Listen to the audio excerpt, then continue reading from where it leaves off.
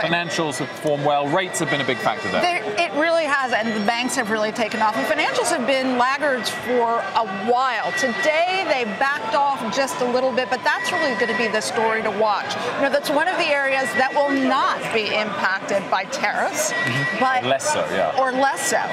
Obviously, Brexit is going to be difficult for a lot of the large multinational financial firms.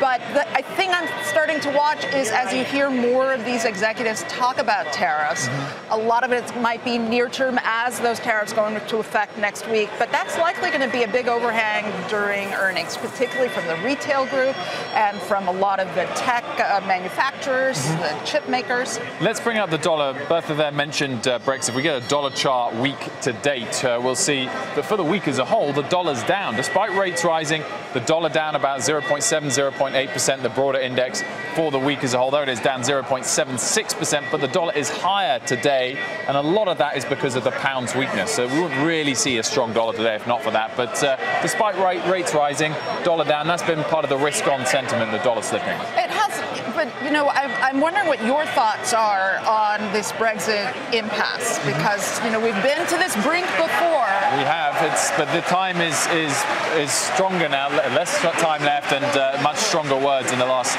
24 hours. So we'll see what happens. But anyway, the dollar there stronger today, partly because of sterling's weakness. We've got 20 seconds left. The Dow's up 83 points, another record all-time high for the Dow. S&P around the flat line, just down about 3 basis points, so it doesn't get a record all-time high for the S&P. The Nasdaq down 0.5%, the laggard on the day and the laggard for the week. Ring the bell here, the closing bell of the big board of the American Red Cross of the Nasdaq, Y Mabs Therapeutics. That does it for the first hour of the closing bell. Sarah, back to you.